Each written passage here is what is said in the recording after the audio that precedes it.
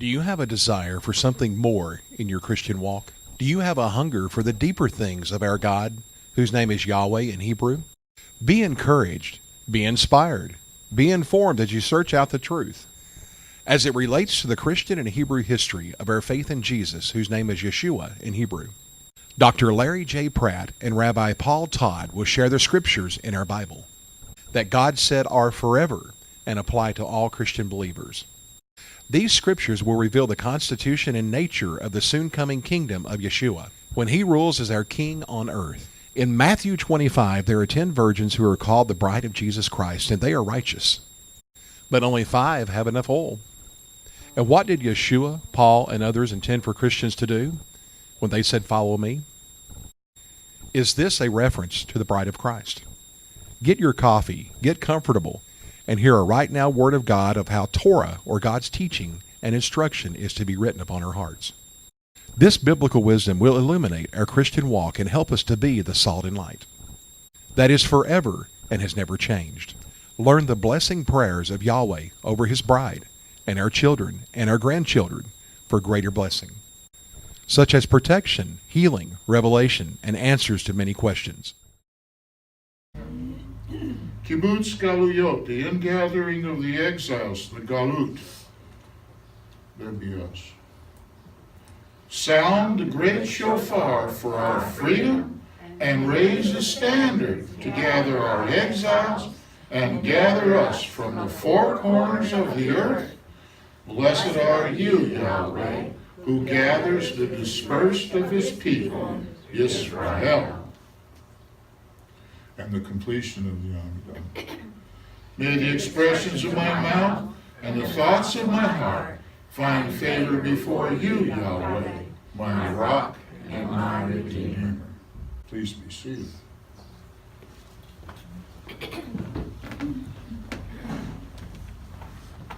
The shin that we'll see on the mezuzot, on our doorposts, there's a shin usually on it. That's this letter.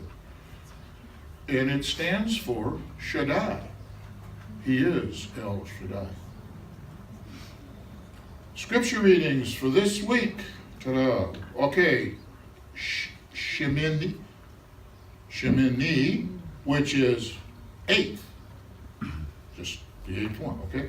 And that's Vayikra 11 or 9 all the way to the end of chapter 11. The Haftarah is Shmuel Bet, or the 2nd Samuel 6 through 7. There you see it. The Brit Hadashah is all of Mark chapter 14. This is a day we're waiting for. The restoration of Israel. The two houses brought back together. Ooh, message time. All right, get your notebook. You're going to need it today. Again, this is a continuation of a series of messages about the restoration of all of Israel. Who is Israel? It is the 12 tribes of the sons of Jacob and all of the sojourners, foreigners, or anybody else who joins themselves to Israel, just like Ruth did. Open our eyes that we might see wonders from your word. This is upright ostrich, which means we don't have our heads in the sand. We got our heads up and we're looking and reading. We are Bereans, remember that? The Aaronic benediction. I close the service with the Aaronic benediction. What's that all about? I mean, it sounds really neat. Well, what's it all about? Let's find out today.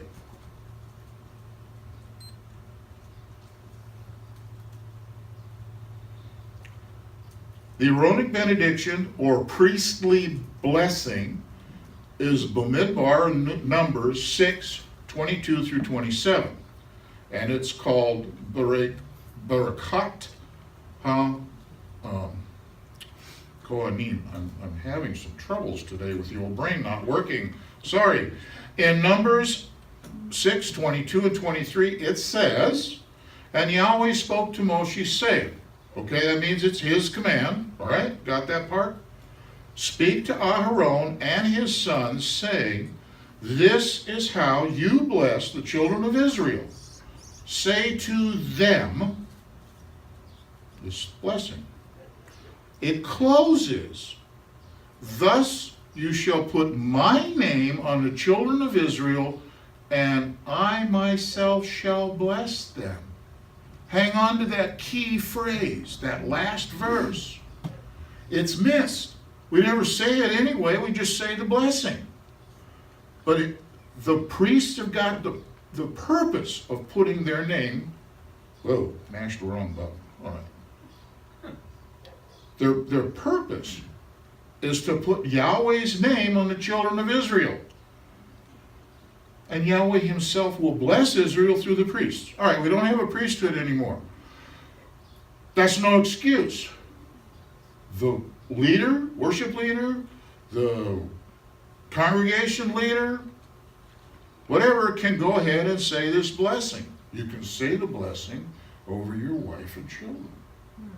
As a matter of fact, when we do the blessing over the kids and stuff, it finishes with the Aaronic benediction in most homes, most Jewish homes. All right, the blessing is this. Yahweh bless you and guard you, or keep you. Yahweh make his face, his panah, shine upon you and show favor to you. And Yahweh lift up his face upon you and give you peace.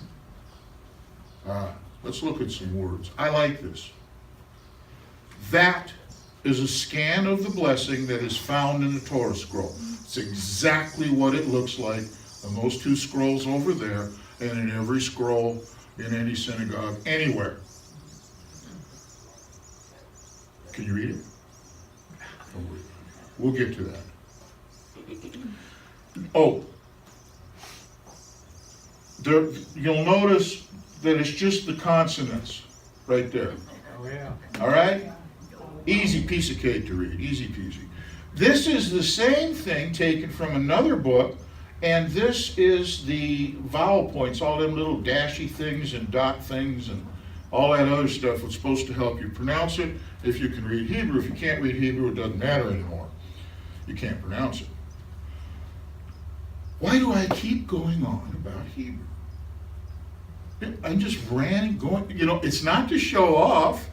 Hey, I started studying Hebrew when I was 49, and I still haven't figured it out. Don't worry about it.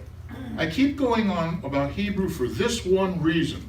In the book Zephaniah, or Zephaniah 3:9, it says, "For then I shall turn unto the peoples a clean lip," meaning language, "so that they all call on the name of Yahweh, to serve him with one shoulder," one purpose. That's why I'm doing it. You're going to have it. You're going to know the language. It will be put in you somehow. I don't know, but it's going to be there. You're going to know all of the Torah also in the language.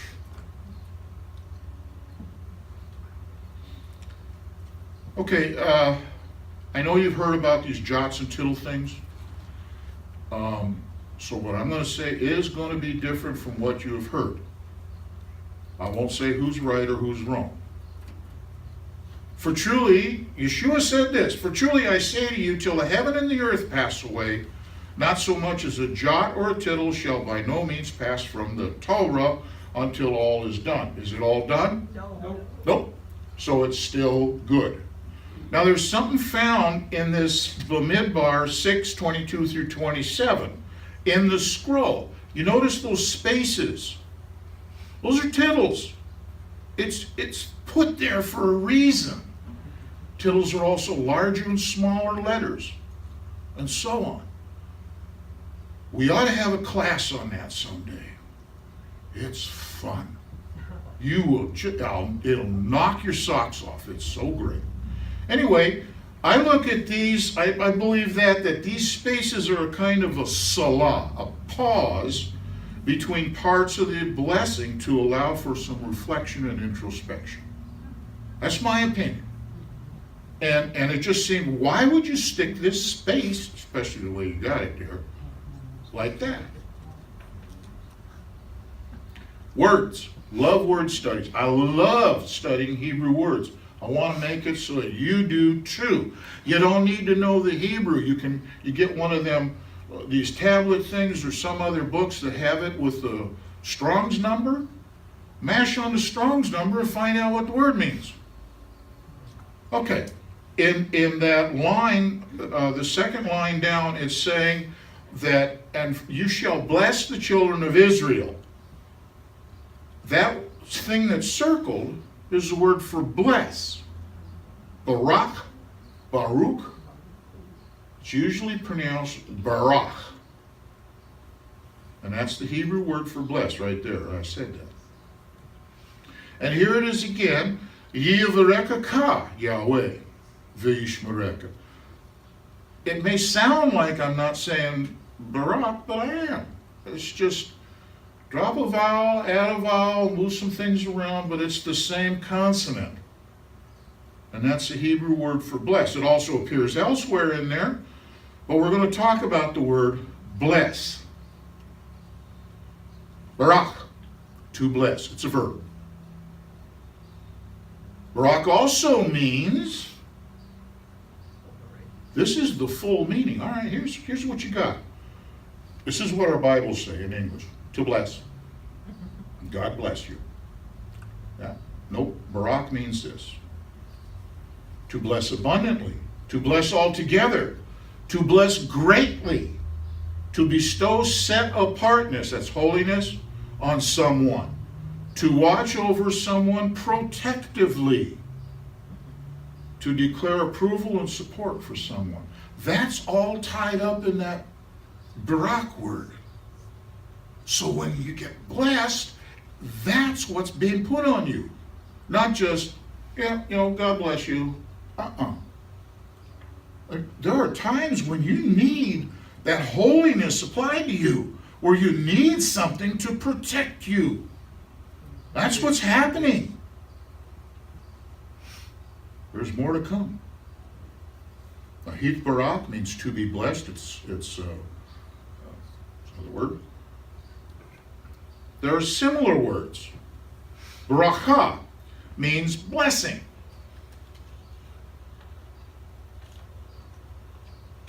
Barak, spelled slightly different, to kneel. Wow, that's cool. Barek is knee. Blessing is tied to, the Hebrew word for bless, Barak, is tied to the Hebrew word for kneel. Thus, when we say, blessed are you, Yahweh or Elohim, we're not actually doing all that blessing stuff upward to Him. We're kneeling in front of Him. It is a thing, it's praise. It's a whole different level of praise that we're doing. Bless, Barak. Good and important word.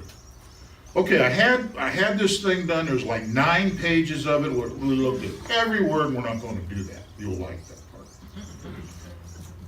But I got to look at that last word. It is the Hebrew word for peace. At least that's what our books say. And Yahweh give you peace. Shalom. All right. The Hebrew word shalom means peace, security, rest, well-being, welfare, health, rewards, recompense. That happens to appear someplace. Oh, we'll have to talk about that another time. Restoration, accomplished, finished. I decided to add something to this. I'm going to make sure all right. Shalom. Strong's numbers. This is why I say y'all can do this even if you don't know the Hebrew. Go take your whatever version and look up the Strong number, and you're going to find the word. It's under 7965, Shalom, which is that Shin, Lamed, Vav, Mem. Oh, you're reading right to left, okay? Oh, gee whiz, come on, don't do that. Shin, Lamed, Vav, Mem. Completeness, soundness, welfare, peace, safety, health, prosperity, peace, quiet. I like that part real a lot. Tranquility, contentment, peace, friendship, of the friendship of human relationships, and with Yahweh, especially in a covenant relationship. All in one little word. And we translate it as peace. Wow. Maybe we should just say shalom. Because that's what all of it means. There's a similar word.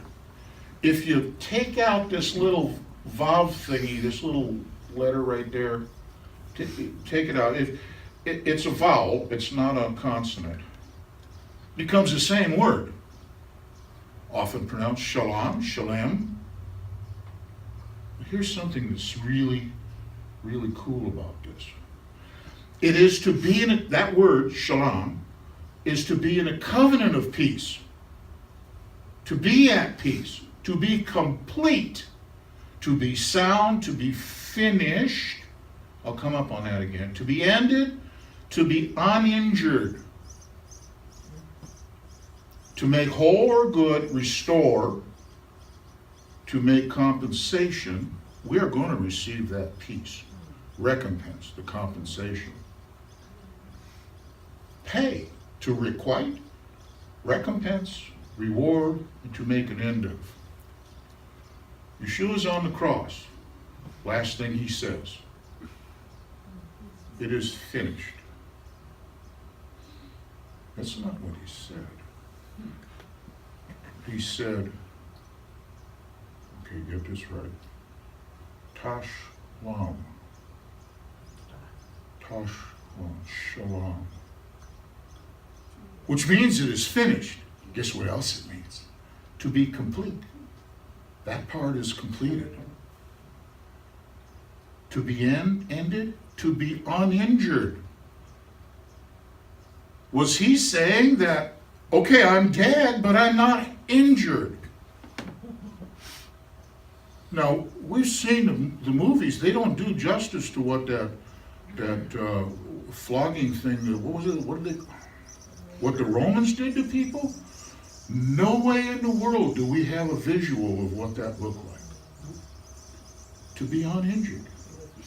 To make whole or good and to restore. 3 days from that time, right? Three days, he rises from the grave, restored, good, uninjured. He made an end of death right there. Is that right? And he said it in that word. And we don't see this in our English amidst to our I don't know, it's terrible that we can't see these things in the language that we're using. You really can't see it in just the word shalom unless you go look up what the word means. Do a word search. Excuse me. I remember a Bible study where we did a word search using Webster's dictionary. I'm thinking that wasn't really a good thing. It didn't work. The words, every single word within the scriptures is good. Every word. I want to do some other messages on that's going to, the first word of scripture, Bereshit. The meaning of it, there's a guy who wrote a whole book on that one word. That's what it means. One word. Shalom deserves a whole entire book. Probably there is one or two. It's not simply peace as in no more aggression or war or something like that. Here's the Amplified Version. And not from the Amplified Bible. First line. Yahweh, bless abundantly, bless altogether, bless greatly, bestow great set-apartness, great holiness, watch over us protectively, declare approval and support, all that to you, and watch, guard, keep, observe, take care of, attend to, await, hedge about. How many of you all prayed that hedge of protection around somebody, like maybe yourself? It's a hedge of thorns. And all of that in that first line. Yivarekah Yahweh v'ishmereka. That's it. Come on. Okay. Second line. Yahweh make his face, his features, his countenance, and his innermost of him shine on you and show favor, grace, bend or stoop in kindness to you, bestow the favor, be merciful, show mercy, and have pity upon you. Wow. Yahweh lift up his face again upon you, we've said that, and give, grant, heap up, ordain, preserve, put on, reward you with peace, security, well, with shalom. May he reward you with it. And that's what's being said. When you're, I don't want to use the word rabbi, because that kind of puts it somewhere else. When this blessing is put on you, all of those things are being said about and to you. Hallelujah. So when I do this, I got to tell you, I consider it to be a privilege beyond anything I've ever done in my life. It is the greatest thing to do it. Okay, my last little comment on this. Based on Midbar, the last verse, 6:27, this is my opinion. And by the way, it's backed up by a whole lot of other people. Not using the name Yahweh denies Israel the blessing of his name, and that above blessing. Thus you will not find me saying, the Lord bless you. You can legitimately ask, which Lord? I want it specific. I want you to know it. I want you to know who it is that I'm asking to do this. The privilege of being that Cohen, that priest guy, to be able to do this is just unbelievable.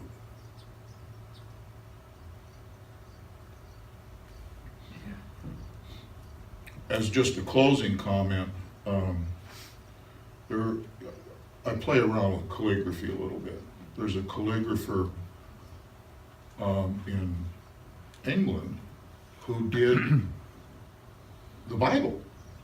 And he's very, very famous, and did it in his styles and ways. It's called the St. John's Bible. I've ordered it. I got the Torah coming, and this is part of the Torah, this picture. And all the other, this is really gorgeous. I'll bring it in when I get it. You'll love it. Now, he doesn't do anything in the Hebrew. It's all in the English, so it's something we can get. Closing comments. I've kind of made already what the comments about this blessing. Learn it to do for your children. If you can't do it in Hebrew, it's okay. Do it in English.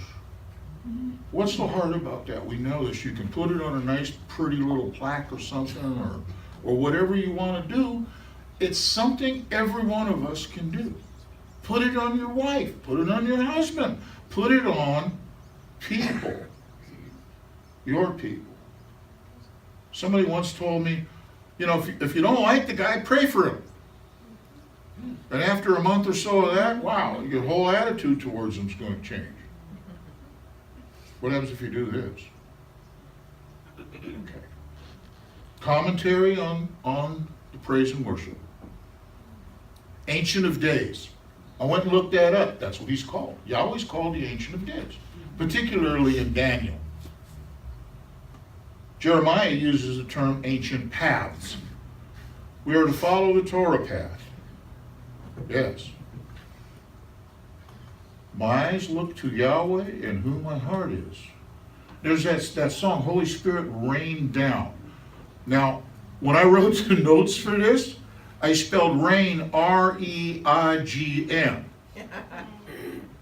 I didn't realize until they were just closing it that it was rain, as in the stuff that we've been having like all last night, the rain. It's different meaning, my goodness. Rain down, the rain of the heavens fall down upon us. Wow. Let your power fall, let your voice be heard. Change our hearts as we stand on your word. Then the next song, you are God alone, you are on your throne, unchangeable. His word cannot change, otherwise he is not God. He's a nothing. He's a God, lowercase g. He can do whatever he wants to do. Oh, well, next week I'm going to do this, and next week I'm going to do that, and whatever. Because he never changes, you can hang your hat on that. Hallelujah. For a fact. Therefore, when we say, well, we don't have to do that anymore, we're wrong. There's nothing that says that. He has to leave it the way it is. We have to do that. We have to depend on that. Without it, Yes. hey, we're wow, we're in a mess.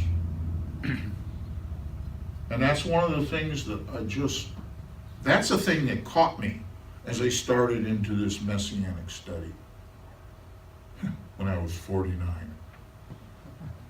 Wow, a long time ago.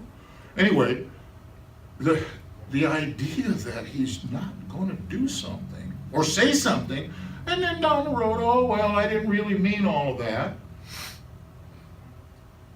Oops, that didn't work. Didn't work.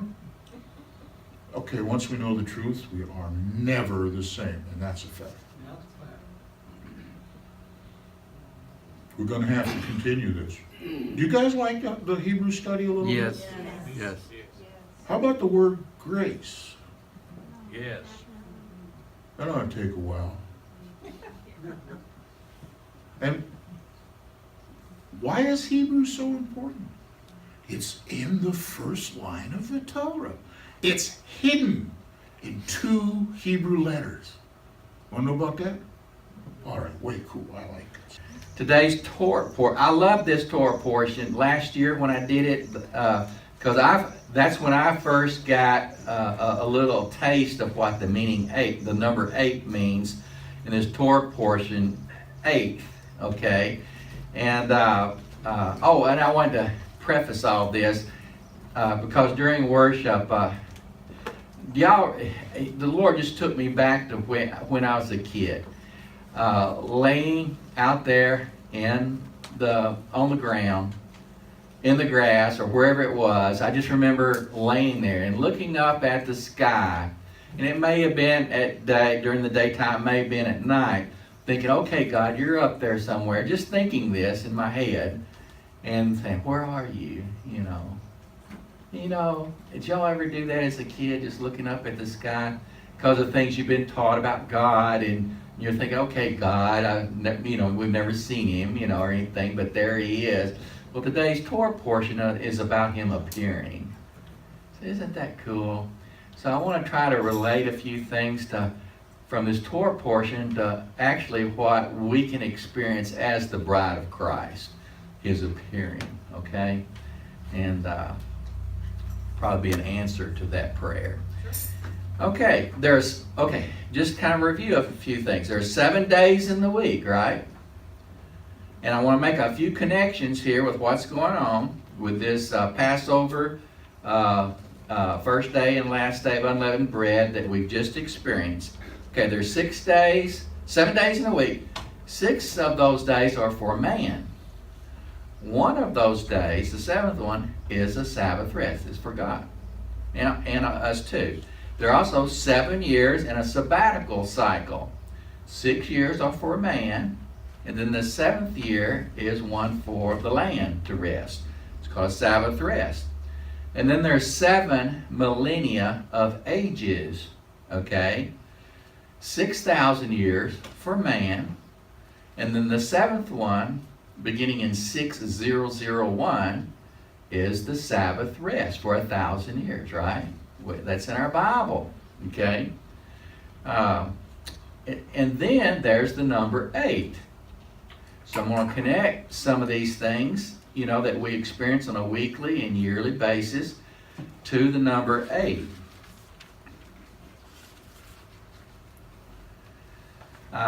We just had the first fruits offering or the wave offering, right?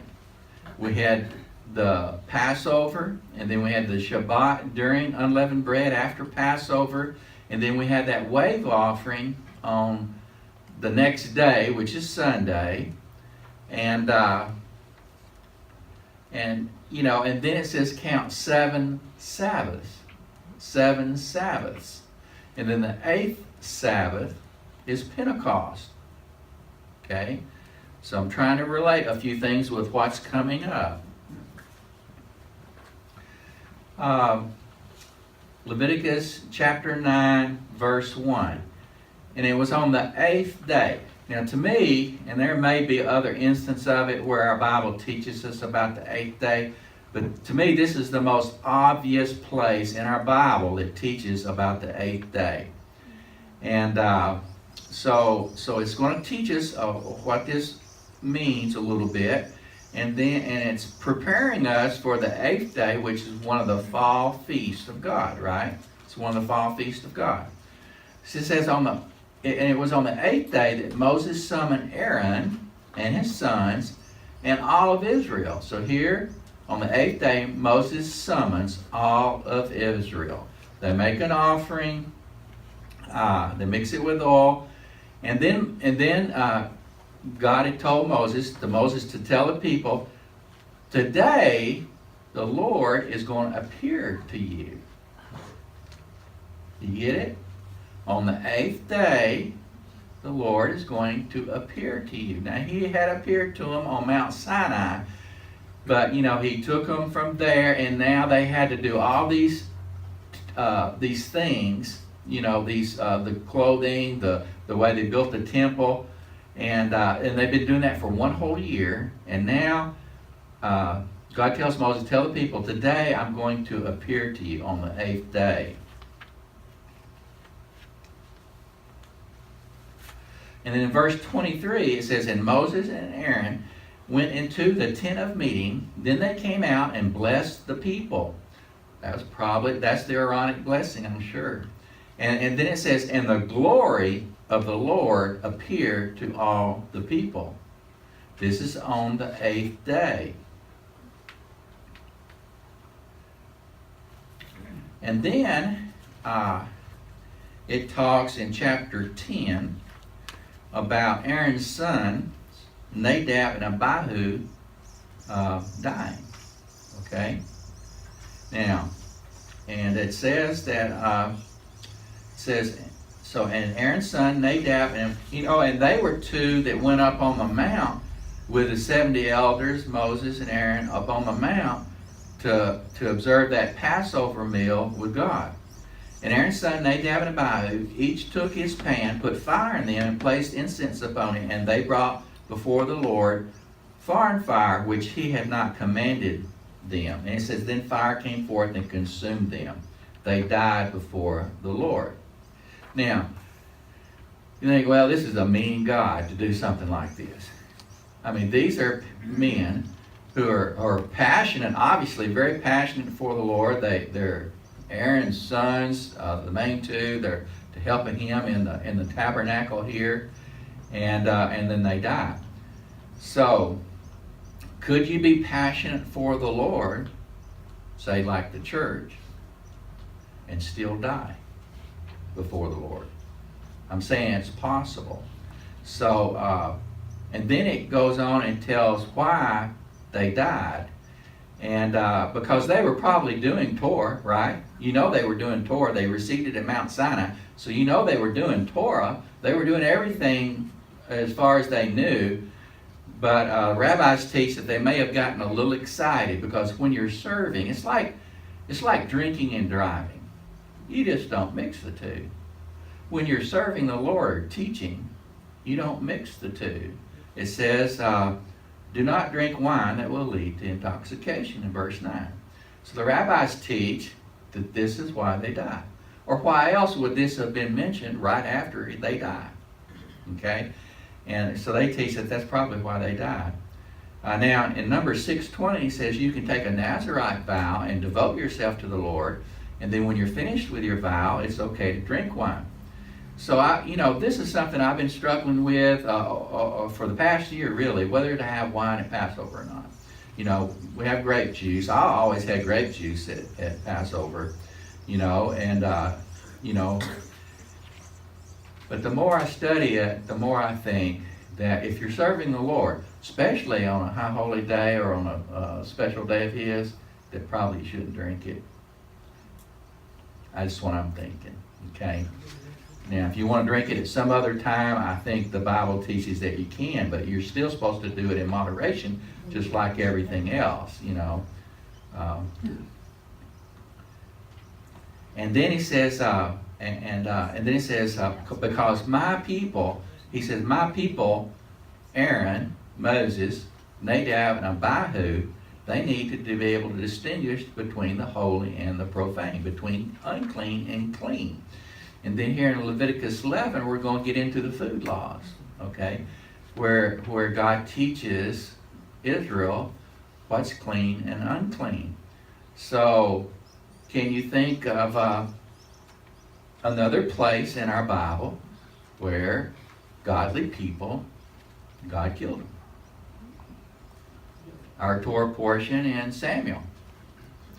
Here, King David, and everybody was dancing during that song and waving the flags, and I'm hitting the tambourine. We're dancing before the Lord. That's what King David was doing. He was all excited, passionate for God.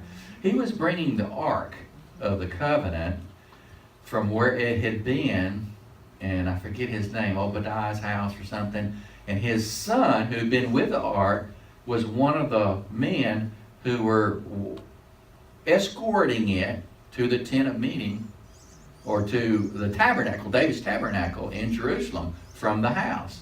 And they were anyway, it says the donkey stumbled or something, and this boy was afraid that the ark would fall. So he touched it, and the Lord killed him. He said, well, that's a mean God. Why would God do that?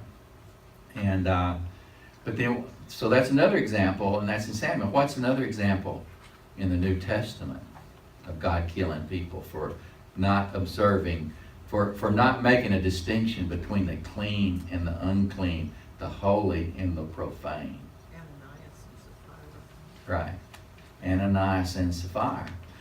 But I've been taught that the God of the New Testament is a graceful God, a God of grace and love, and He's not mean. Well, see, I just love what our teaching, we just heard this teaching, God does not change. He's also a God of justice, and He's a God of His Word. And if He says, don't touch the hot stove, I'm not going to touch it, okay? I'm just telling you, I'm not going to touch it, okay? But, and they teach here that Ananias and Sapphira lied. Now, is lying one of the things God said not to do in the Ten Commandments? They did. So did they violate what's considered clean and unclean? They became unclean, okay? And God's presence was still so close to that early church, they died, okay? God's presence, and I taught on this last year a little bit, is a little further from us now. It still can come, but if God's presence was in here and there was sin here, we'd all be dead too. That's just God's nature. You have to understand God's nature. So if He's going to appear to us someday, and that's what I'm getting to, this eighth day thing, what has to happen? be clean. You have to be clean. There's still the statute of being clean and unclean, holy. You got to know the difference, okay? So that's what I want to get to.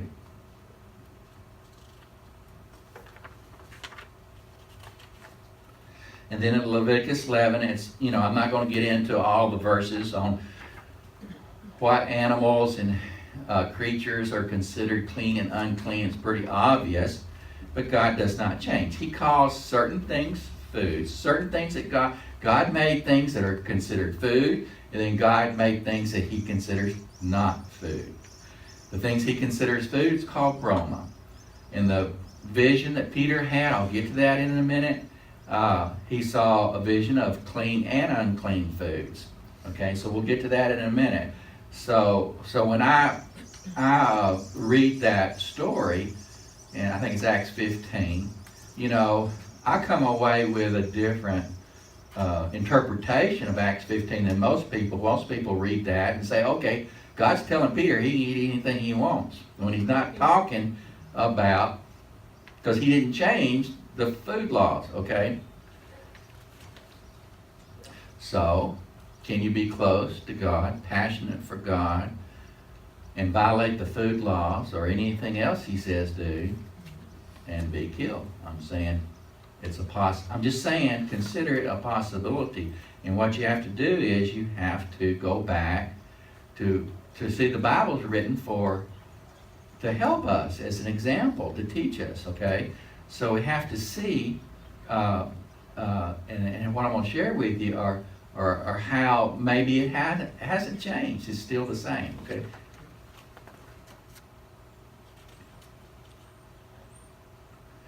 In verse 44, this is, and sometimes the Shabbat, which I get the Shabbat printing of the scriptures, sometimes they're different by one verse from the King James or something. So this is Leviticus 11, verse 44, and it could be 45 or 43. It says, "For I am the Lord your God, and and this is after reviewing everything that's clean and unclean, and you shall sanctify yourselves and be holy." And I think there's a verse in the New Testament that says, "Be ye holy as I am holy." So that verse in the New Testament, "Be ye holy as I am," is quoting this verse, isn't it? "For I am the Lord your God, and you shall sanctify yourselves and be holy, because I am holy, and you shall not defile yourselves with any creeping creature that crawls on the ground." For, we sometimes, and I did it, I'd eat pork, but I wouldn't eat a rat.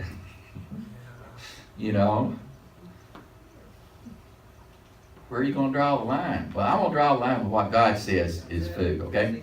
Verse 45. "For I am the Lord who has," or another good one is like a creepy, crawly little centipede, insect, but then or roach, but they say that shrimp is the same thing in the water as roach is on the land. Cleans up the waste on the bottom. Okay. "For I am the Lord who has brought you up from the land of Egypt to be your God. Thus you shall be holy, because I am holy. This is the law regarding animals, birds, and all living creatures that move in water, and all creatures that creep on the ground, to distinguish between the unclean and the clean, and between the animal that may be eaten, which is called food or broma, and the animal that may not be eaten." So, if you're like I was in the church eating your barbecue and stuff, and I loved clams at one time, I would eat that, that's one of my favorites, was those fried clams from Captain D's, and I'm doing that. As a Christian, am I distinguishing between the clean and the unclean? Well, I might throw a verse out, I might throw a comment like this out there and say, well, we're not under that law. This is a new covenant I'm under. So I'm going to get to that here in just a minute about that, okay? Because I don't think God changes. And that's what I'm trying to show you, okay? That's what Rabbi Paul is trying to show you. I love the way he does the Hebrew. It's Acts 10 of Peter's vision. There was a certain man in Caesarea called Cornelius, a centurion. Okay. Of a company called Italian. Okay, he's Roman, right? He's not Jewish, is he? No. What did Jews consider Romans? Dogs. They were Gentiles. They were of the uncircumcision without hope, because they had no God. They did not have Yahweh as their God. And they didn't want to be around them. They didn't want to have anything to do with them. You know, they would obey the orders because they were in fear of their lives at times. But he says, but this man, obviously he'd come into the knowledge of Yahweh and Yeshua, a devout man and one that feared God. What does that mean? He observed Torah. Yep. If you fear God, you observe Torah. If you're not afraid of God, that he's still a God of justice and that he's going to judge, like I love what Tom said earlier in prayer. Man, all stuff's about to happen in the United States of America, and churches asleep and don't have a clue. But there are a lot of people that know something's wrong, they know something's about to happen, but our Bible tells you what's going to happen. But this is a devout man and one that feared God. He obeyed Torah. And with all his house, who gave many alms to the people and prayed to God always. So he kept Torah. He saw a vision about the 9th hour of the day, and an angel of God coming to him and saying unto him, Cornelius. And when he looked up, what is it, Lord? And he said unto him, thy prayers and thy alms are come up for a memorial before God. And now send some of your men to Joppa and call for one named Peter, or whose surname is Peter. He lodges with so-and-so, so-and-so. So here Cornelius, a man of God, somebody that keeps Torah. So for a Jewish person to recognize this, they would say, hey, this guy's he's going to synagogue. This guy's keeping the dietary laws. This guy's honoring the Sabbaths and all that. So he's doing, in a way, he's doing Judaism, okay? So anyway, he sent people to Peter. And then about this time, Peter went up on his house to pray about the 6th hour, and he became very hungry and would have eaten. So here he's hungry. Okay, I love, Rabbi Paul says, put yourself there. What's actually happening? Here's Peter on his rooftop. He's hungry. And this man named Cornelius is sending people to him, and he doesn't even know it. He fell into a rapture of understanding and saw the heaven open and a certain vessel descending, a sheet with 4 corners, all kinds of 4-footed beasts of the earth, fowls of the air. All kinds, that's clean and unclean. And there came a voice to him, rise, Peter, kill and eat. Well, what's the problem with that? His God that he cherishes, that he fears, that he has learned to love since he was a little boy, a child. By the age of 13 in his bar mitzvah, he knew not to eat unclean things. And here God's telling him to eat unclean things. Well, see, God was trying to get Peter's attention because this unclean man was coming to his house. He's just simply trying to get his attention. But Peter said, not so, Yahweh, for I have never eaten anything that is common or unclean. He's saying, I do Torah. I've never done that. And the voice spoke unto him again a second time, that which God has cleansed, do not call common. Well, he knows. See, Peter knows that God didn't make these things clean. But he's hearing God saying, I've cleansed them. So when we get to the end of this chapter, you're going to see the interpretation of the whole event. It says so. To Peter, because he's confused. Peter is confused. Have you guys ever been confused about what God said in his word? Maybe even what God told you in a dream? Yeah. Yes. This was done 3 times, and then the vessel was gone. And then Peter doubted himself. What? Okay, he's saying, well, what does this mean? He still didn't know. Because he was thinking, well, God, I know, these things aren't clean. These creatures aren't clean. So he's thinking, maybe this has another meaning. That's what he's thinking.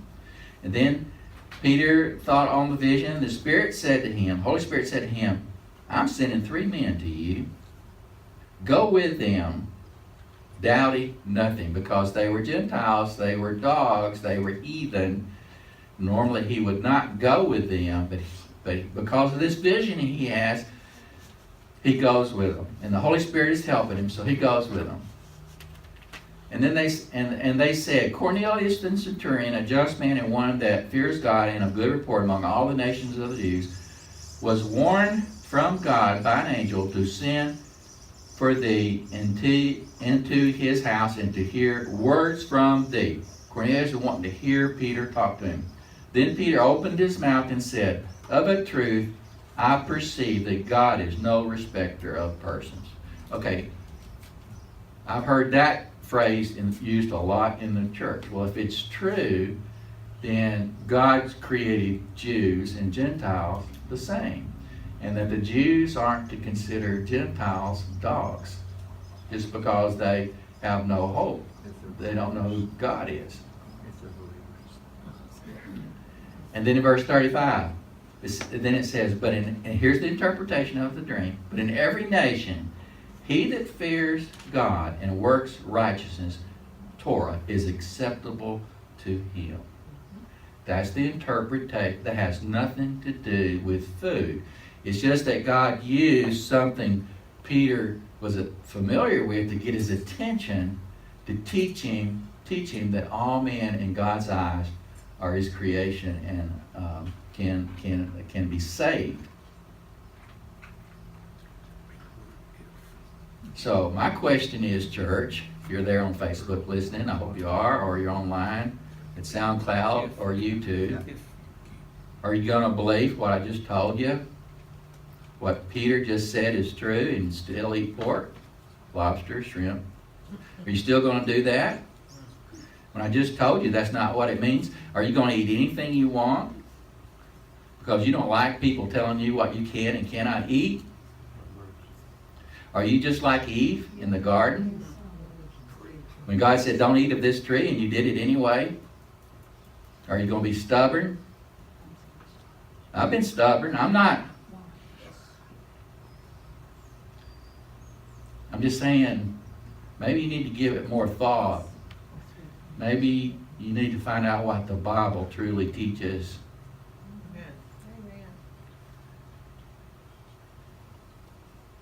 Now I want to go to Mark 14.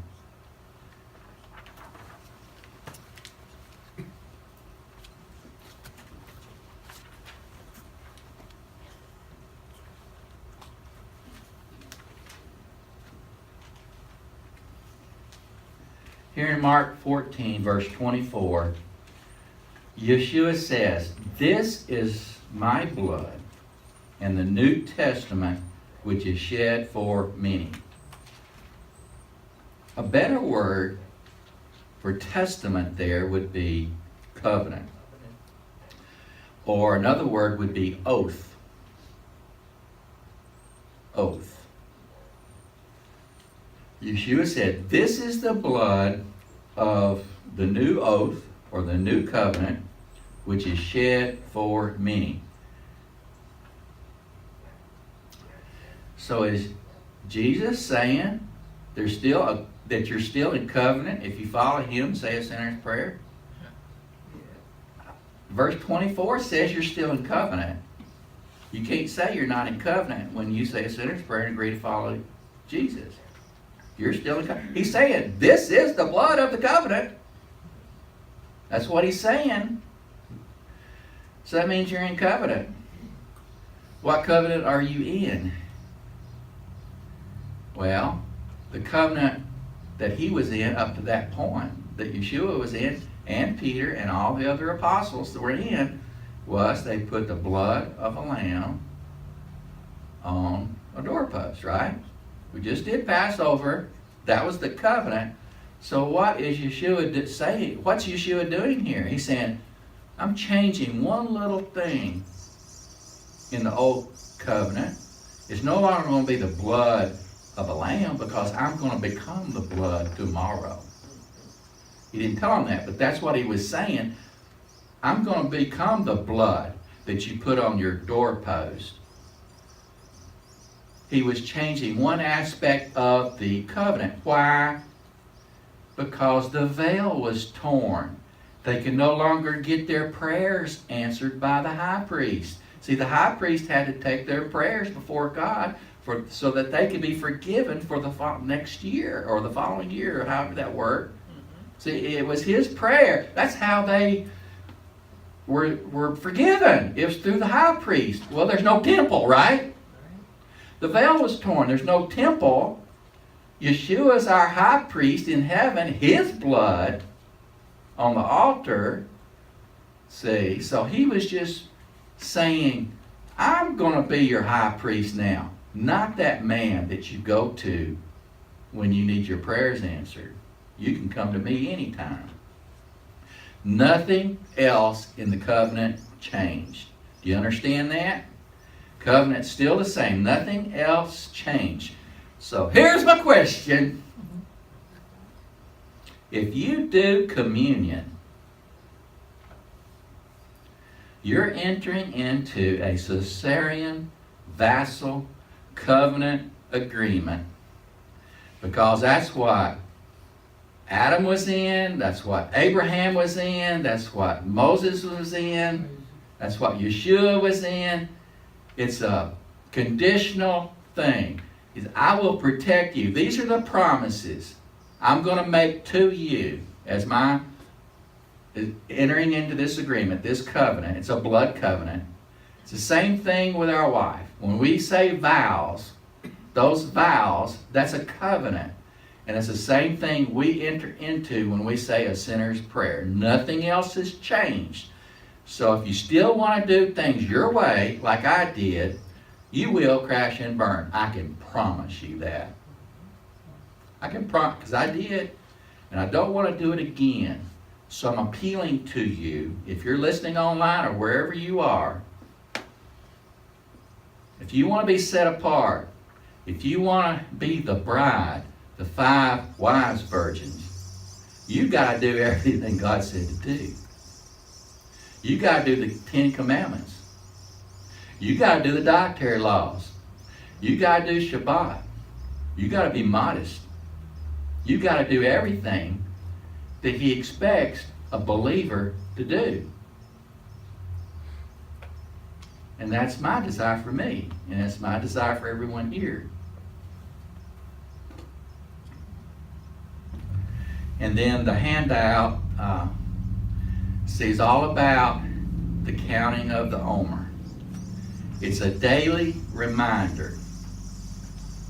It's a daily reminder. Oh, I got to ask this question real quick. This was my teaching today. I didn't even get to it. That's okay. But you've got it, see? You've got it there. Can you name 2 eras of time in our Bible, and it is definitely in our Bible, when mortal man and Yahweh or Yeshua or both can walk together or be together and mortal man still live? Can you name them? Well, first one's easy. Yeah, easy. Garden of Eden. Right? That was before sin. But when's the second one? It's a future time. It's called the new heavens and the new earth, when sin has been destroyed. Now we get to have the great blessing, and now you know all of its secrets. Yivarekaka Yahweh v'ish mareka. Ya'er Yahweh panaveleka yikuneka. Yisa Yahweh panaveleka v'yasem lacha shalom. Yahweh bless you and keep you. Yahweh make his face shine upon you and be gracious to you. And Yahweh lift up his countenance upon you and give you his shalom. And Shabbat Shalom. No. Shabbat shalom.